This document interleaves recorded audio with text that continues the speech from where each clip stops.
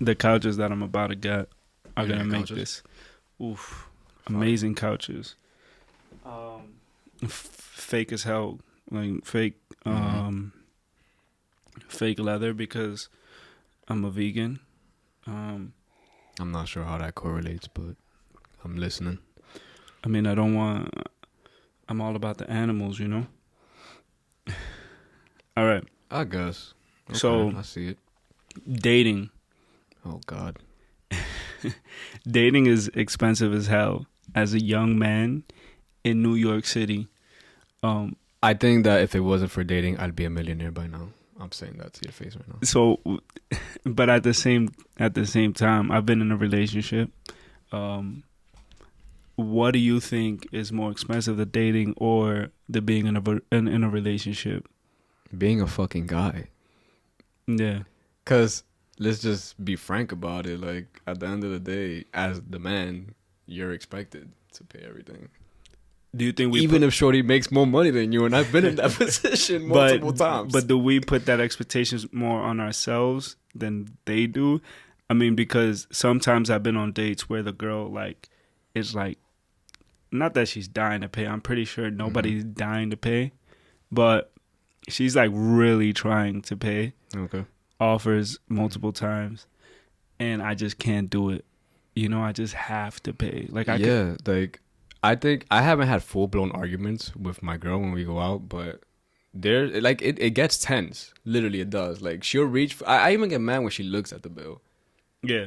and quite frankly, she's the money maker in our relationship. But even when we go out, like it's on me. Like I'll take it. I grab the bill and I say, But even if what she says it, like what do you I'll think pay that myself. where do you think that comes from? Do you feel like that's societal, or do you feel like you just personally don't want to be judged? Like you feel less of a man if you don't pay. I do. Let's be honest. Like I do. I sincerely do. I feel like if I don't pay the bill, like if I'm not, like I won't. I feel like saying less of a man is a little too like extreme. But I'll say like if I don't have my hands on the bill, like if I didn't look at the number, if I didn't like, then I'll feel like, what am I doing? Why did I bring you out here? Because usually as a man, it's not so much more as it being a gender thing, but usually the dates are vocalized by me. As a man, you know, you're supposed to be the guy who sets it all up, who sets the dates But up. what if they set it up? Do you I'm still fucking paying, bro. you still feel that obligation? I still feel obligated to pay. And also, like, it's not only because it makes me feel any less. It's not anything about security for me, but it's like I kind of want to be that person. Yeah. Like I've always been in a room, or I've been out with people in restaurants. Like let's say like older gentlemen, and they'll take care of the bill, and it'll be like 7 dudes on the table. They'll be like, I got it. Like this sounds That so cool, bro. that About that, that like yo, that that sounds is so cool about that, bro. that's what I strive for. Like I guess you're right. Like I feel you on that because it's like I could at least do it for my partner. Like, and you want to be able to do it for your guys. Like I can't wait till the Bro. date comes. I did that one time, To and the, I for got the, stuck with the bill. You know, and I got stuck with the bill in probably the worst place possible. You get stuck with the bill. how so? Where? Mama Sushi's, bro. Oh my god. You ever fucking had to pay the bill at Mama Sushi's? Well, how did you get stuck with the bill? I had it was me, my girlfriend, my mom, and a couple of my cousins from DR. Now, again, you know, I didn't plan to pay for the fucking bill. It was just, you know, it's me and my girl. I'm gonna pay for her, right? I invited her to come with us, and my mom is there, so you know, I gotta take care of my mom. I'm almost fucking 30. I'm not gonna let her pay. The other ones kind of just like trickled in, like it just kind of just happened where they were, you know, they're visiting, they don't have American money, and everyone's looking at me at the table like I got the money. I kind of do, but I kind of don't. So I was like, you know, whatever. I did the cool move, bro. I said, all right, whatever, I'll pay for it. I'm not gonna lie. And I think till this day, I still got that shit on my Amex. Like, when it's a bunch of dudes, I gotta have my hand on the bill. Like, I gotta at least be able to say, you know, like, I'll pay part. I probably won't pay the whole bill. It depends what the situation is. it's tough. Like Yeah. it's definitely tough. Like when. All right, I feel like the most recent example is I went out with Horaci and a couple of our friends for his birthday, And I did some overspending on the bill, and I was more than Okay. ready to pay Mhm. for whatever my half was. Way more than ready. Like I came prepared for that. But ultimately, Did um, Racy pay? no, Because it was no, his birthday. it was his birthday. But Yeah. no, like everybody paid for their dinner. The But the grown man shit that we're talking about, I feel, came in when um a person who is in these circles that we're kind of striving to be in, um, just took the bill and he was like, "No, it Mhm. doesn't matter what these people got. Mhm. It doesn't matter if you got one shot and he Yeah. got like Mhm. it's all about we're here, we're in a Yeah. group, we're all grown men. Let's just split it." And sometimes I feel like sometimes I'll like get more, but maybe the next time Yeah. you overdo it and it balances itself out. But ultimately it's like I try to think of it, and that night I was trying to think of it specifically like, yo, I've gone on dates that have led to absolutely nothing. Mhm. Like absolutely nothing at all. Like no kiss. Like I feel those. like not a second, not a third. Like it was just one date. I spent 100, 150, 200, 210. Sometimes I spend $200 and it ends up ugly. Like it ends up like me and this Mhm. girl not only don't get along, like or don't You're probably have didn't talk. anything Yeah. towards each You other. probably didn't talk But then. like I genuinely like didn't even like that date. That date was Yeah. terrible. So the thought that we're willing to spend that just because we're going on a date or we have that that thing in our head of like sex, let's say, Oh boy. but when we're here with friends or by ourselves, like to think that we think so much about actually spending that on ourselves or on our friends, I feel like that's something that's that part of us that's like, yo, no, I'm taking care of the bill when I'm with my girlfriend, that has to connect as far as for ourselves and for our friends. Yeah. Yeah. You're right. I mean, men aren't usually considered as like the caretakers, and I Mm-hmm. think paying the bill is one of those things where men say no, I'll take care of it this time. Yeah. Yeah. That's the take care part of us. What are the adversities you face being in a relationship?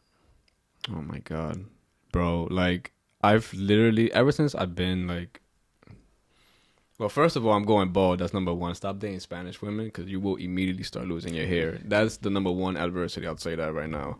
Number two, I think as you get older, it starts to become more about your mental stage. Like, who are you? A lot of times, relationships start to bring out the best in you and also the worst. So it's kind of like you got to start thinking about who you are, who you want to be, especially when it comes and also like in relations to this person.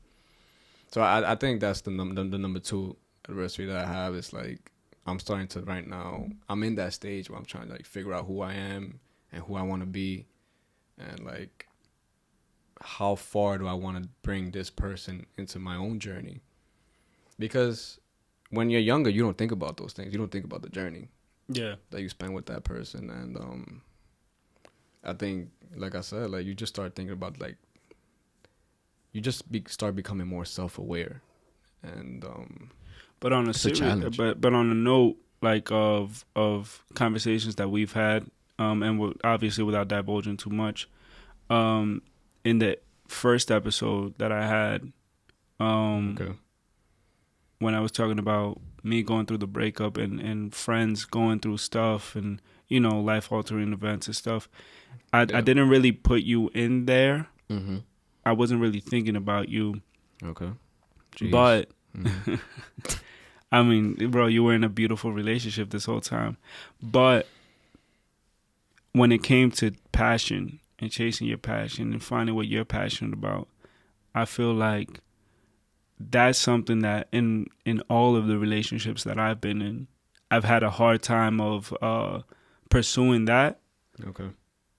because it as like a sacrificial lamb almost Mm-hmm. to keep the relationship happy. And alive. and alive. Mm-hmm. But in doing that, I noticed that I became miserable. So again, I don't want to get you in trouble, but do you feel like you're kind of do you feel like you're pursuing any of your passions? Let's leave it at that. What I'll say is like, there's a difference between the relationship I'm in now and the relationships I've been in the past. I completely understand where you're coming from. Like, it's because your passion kind of gets redirected into the relationship, right? But with the person I'm with now, like I said earlier, it's like I'm just becoming more self-aware. So it's like this person doesn't deter me from my passions. I don't think about it that way. I think about it like I'm deterring myself from my own passions. It's not the person. I no longer blame that person for not,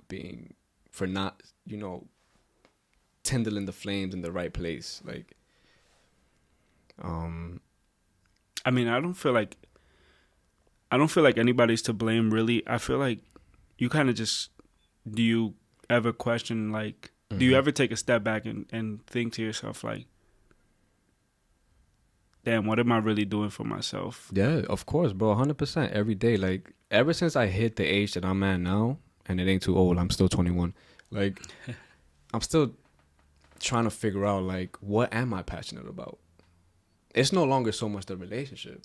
It's more trying to figure out like, where do I go from here? I've had all the successes already, right? Like, of a young man, like, I've graduated high school, I've graduated middle school, high school, not in that order, but I I graduated was about to college say, recently also, and now I'm contemplating like, what do I do next? yeah, I've gone from the entry level associate to now I'm in management, and it's like the whole world is kind of like your oyster. Like, you just got to figure out, and that's where I'm at right now. Like, where do I go to next? Not just for myself, but my family in the future. Like, I yeah. think that's one thing I worry about the most, and that's kind of like where my passion is.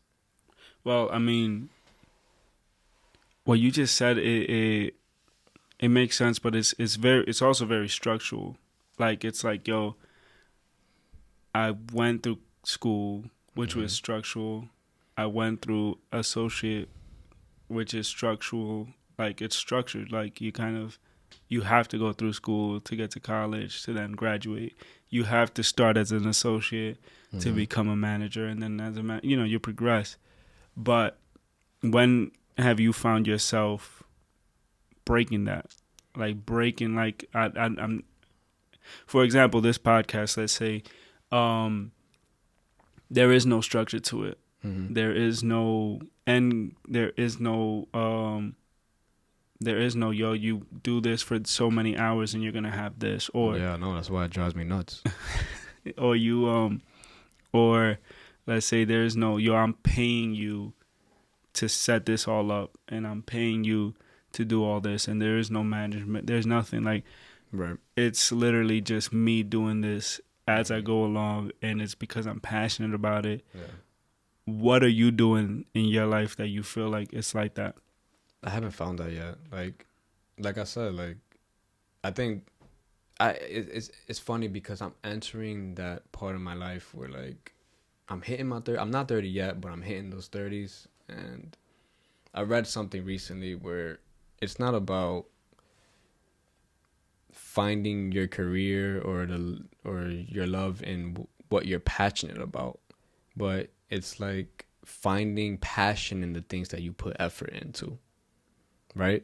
So if you're good at what you're doing at the moment, why would you stop that for something that you're passionate about?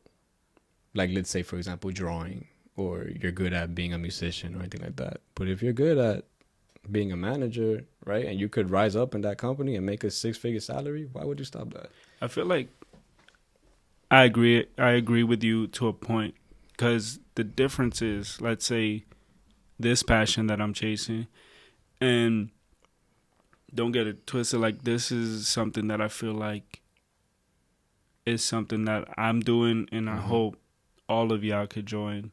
But the difference between this and, let's say, you chasing your passion or you being passionate about your work is, unfortunately, companies are greedy, and they don't care about how passionate you are. Right. They could stunt your growth, or Mhm. they can cut you off.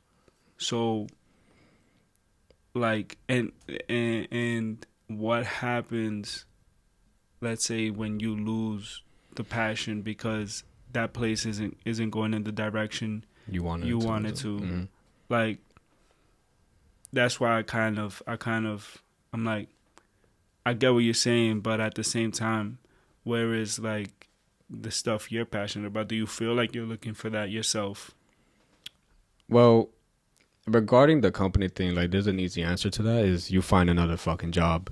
Like if you no longer feel like the environment that you're working in is becoming toxic or like you can no longer stand being there, then you should definitely fucking, take that experience, you build that resume and you go. But I think where I thought I had my passion for a really long time, I'm starting to question now. They tell you, go to school, learn something, study something, make a career out of it. But what they don't tell you is how hard it is to jump into that career. For example, I studied. You know this about me. I've studied psychology for so long, and I was passionate about it back when I first jumped into college. But what I did not know when I was 24, 25, when I first went to college, is that internships are extremely important. Yeah. Studying is extremely important. Now, I always knew studying was important, but I was never the school book guy. I was never that nerd. I kind of just got by. Yeah. Unfortunately, I went to Norman Thomas.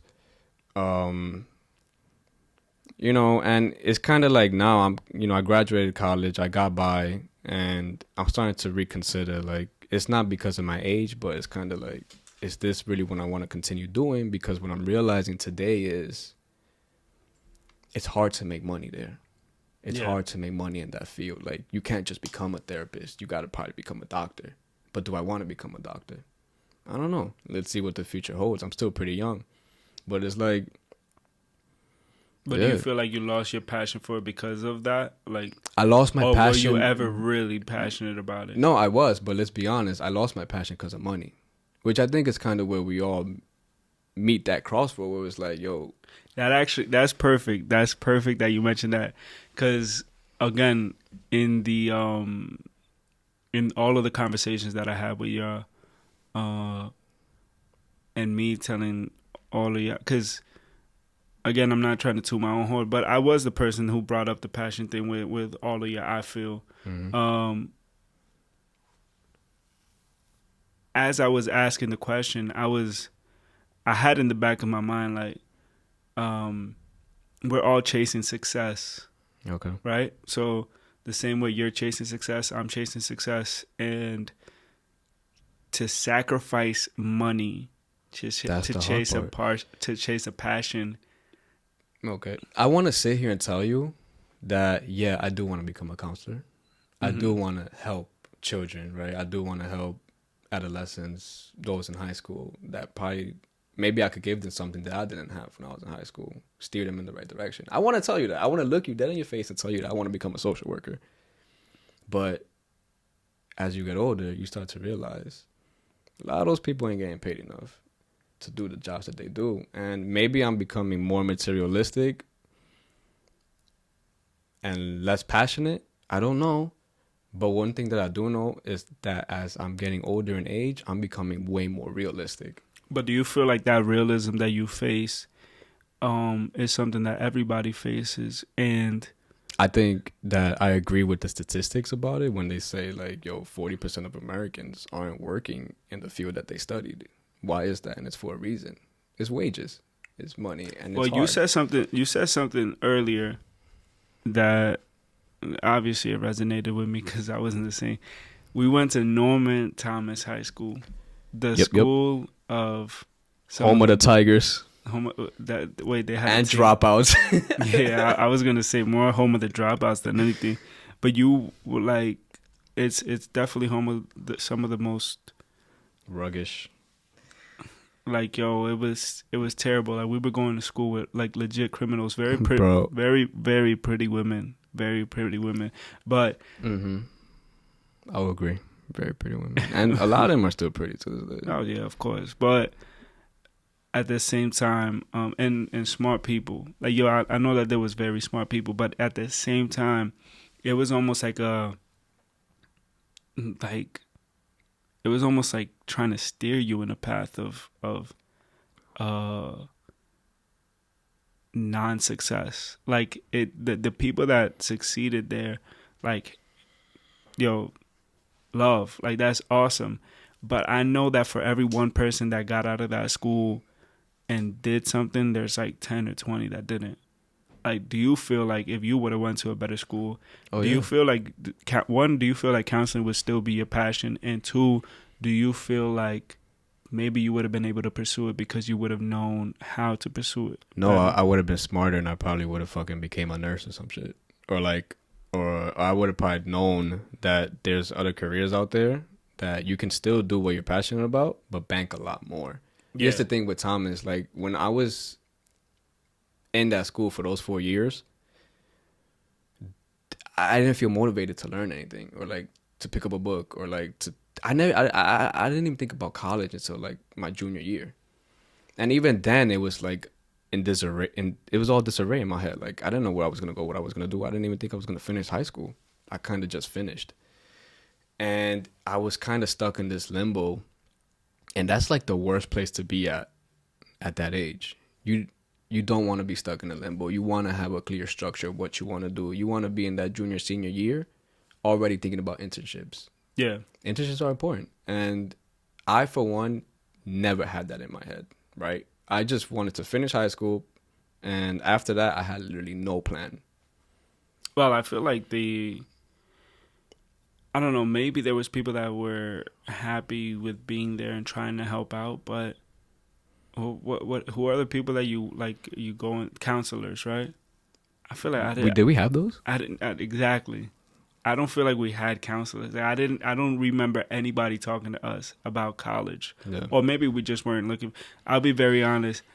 I was barely in school, but maybe we didn't look for it. But I don't remember much of an outreach from that. So I don't know. I feel like where we went to school kind of set us out for failure. I think also we were kind of stuck in like a really shitty like phase in the school because I think we were like the last graduating class also. Well, we were the last graduate. No, we were the second to last graduating class, and that was for a reason. Let's be honest. I think a lot of those people who were working there at the time probably didn't give a fuck anymore. Yeah. Oh, I mean, I had a teacher telling us how she didn't give a fuck because she had tenure, but we were we were the second to last graduating class for a reason. And that's obvious. It's because the school just wasn't it.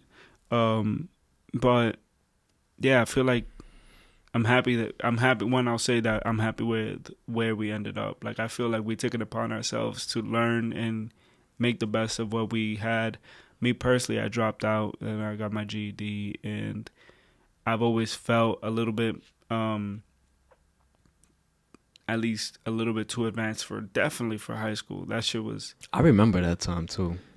Like right after, I remember that. That was, I mean, it was. I remember. I think I went to the graduation. I definitely went to the graduation. Did you graduate the same year?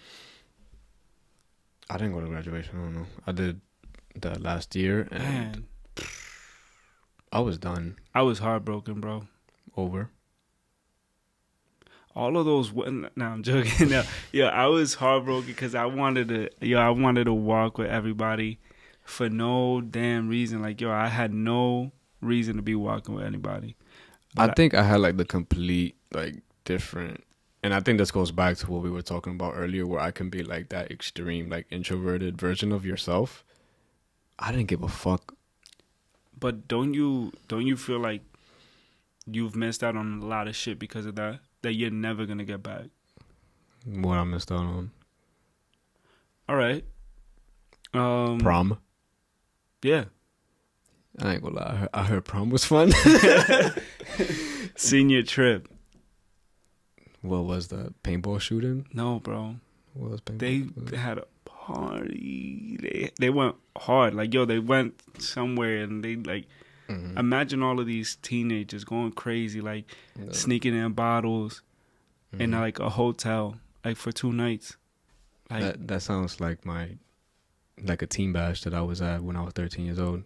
yeah, that's cool. But imagine doing it with people that you went to school with for 4 years. Sounds cool. Exactly. I'm not gonna hate. I wasn't there. I'm saying, I personally like, yo, I tried to go to prom, but What were you doing the night of prom is what I want to know. What was so important that made you say, I'm not going to prom? money. I was broke. My parents didn't want to pay for it because they were like, yo, you're not even going to school. Why would we pay for your prom? And as a matter of fact, I think I was working at the time, and I definitely had a date to prom, and I tried to get more dates to prom, but that was a young me. Yeah. We're better now. I had money, but I don't know. I guess I backed out at the last moment. I believe I might have bought tickets and sold them right back. I don't know what happened, but I hate myself for not going, man. Like that would have been such a core memory. I didn't know you felt that strongly about it. Yo, I mean, think about it, bro. It's just one thing that you will never be able to like you can't replicate that. No matter how much partying you do. I've gone crazy. Like I've bought bottles. I've been a lambong. I've done everything. Been the lambong. But you can't you can't replicate that, bro. That's like, funny then, because then that's something I don't know, maybe you're gonna have to live through with your children. Like maybe you're gonna have to tell them, like, yo, you better go. I'm not gonna. I didn't mean it that way. Like, in the less creepy form, I'm like gonna be the I think chauffeur. that's something you can really instruct to your children. Like, you should go to prom, and I'm going to make sure that I have the money to pay for you. Oh, of course, but I've experienced other things. Like as an adult, like I went to Florida, and I went to. What is it called? Not Florida. Disney World and Universal and all that shit. And I'll be honest, like, yeah, it's overrated. It's not fun. But there's just, like I said, man, there's just things you can't replicate, and it sucks. Prom is one of them. You heard it here first, ladies and gentlemen. Don't miss out on prom. Don't at all. Yeah. And don't hit the mic like that. Yeah, I got big hands. So I want to wrap this up. By asking you a question. What's up? And you're in a relationship, so you might be able to relate to this. And you've been out of a relationship, so you also might be able to relate to this. Mm-hmm. Would you agree that being in a relationship makes you happy and probably brings you like some sort of glow? It does. Yeah. Especially when you're in that happy moment with that person. I think that it builds it supports your confidence. So do you feel like that's the reason why women are so much more attractive when they're in a relationship? And why everybody wants to take somebody's girl? I'm pleading the fifth on that one, buddy. Yo, I mean, look, bro, I've been in multiple relationships and it sounds to me like you just love the thrill of it. Because I've been in that situation where, like, I've dated women not because they're in a relationship, but maybe after. What you just said was crazy. What?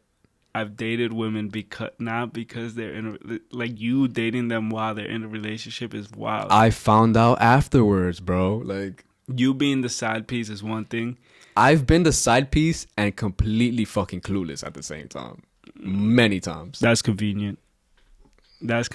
Look, all I know is that, look, okay, as men, we tend to mess up a lot, right?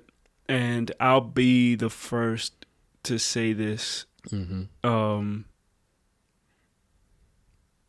I feel like once you start dropping the ball, it is very, very easy for another man to pick it up. And I've noticed, that men find women, your woman, like especially, not talking about yours, but like firsthand, men find your woman very fucking attractive when like she's in a relationship, and this shit is crazy because I've had men that I don't vouch for dudes, bro. I feel like you are part of the very small circle that Yeah. I'd feel comfortable 100% Mm-hmm. with, like, if I don't even know if I would feel comfortable with, like, if my girl had to be stuck in a cabin with one person, I don't even know what guy that would be, to be completely honest. Like, I fuck with all of y'all, but I don't know which guy that would be. But there was this one guy, right, in my previous relationship, who was just, he seemed solid, like solid as a rock. Yeah. So my girlfriend at the time, like, had just met him working there, and they built like a pretty close Mm-hmm. friendship Mm-hmm. to the point where they were texting at all hours. But I was like, yo, Man. I was like, all right, Mm-hmm. 1, he's ugly as shit. 2, he's skinny as shit. 3, I'm not the tallest dude at like 5'7". Like, he's shorter than me, so I have no competition. So who cares? That's not the way she looks at it, though. Well, I mean, they were close, but I could honestly say that I feel like she had no attraction to this dude because there was nothing attractive about him. Anyways, I gave trust to this dude, and one day, my man's hits my girlfriend at the time with the, yo, I gotta tell you, I love you. I think I've always been in love with you, and the stuff you've told me about Come on, man. is unacceptable. I would never do you like that. Okay. How many times could dudes say that before realizing, like, bro, Mm-hmm. what are you talking about?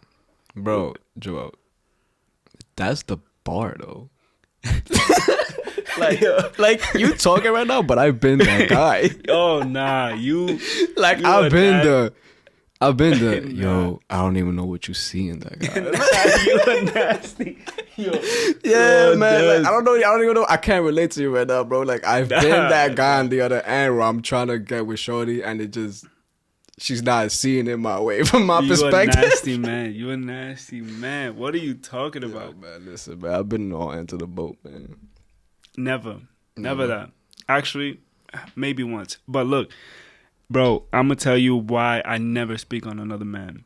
Mm-hmm. 1, when I'm in a relationship, I wholeheartedly believe in a woman talking to whoever she has to talk to feel peace, to feel good, right? Because I'll do the same thing. Like, I'll vent, like, yo, if shit is going crazy, like, I'm gonna vent to my guys. Mm-hmm. That's the whole reason I'm doing this podcast, is because it's conversation, right? Like, that's the only way I feel like you could keep your inner peace. Right. So I'm gonna vent to my guys. I'm not gonna vent to somebody who I can feel an attraction towards, or who can feel an attraction towards me, if I haven't known this person a real solid amount of time. Like, I know, like, there is nothing here, right? Like, yo, in that relationship, I told her, like, excuse me, Yeah. don't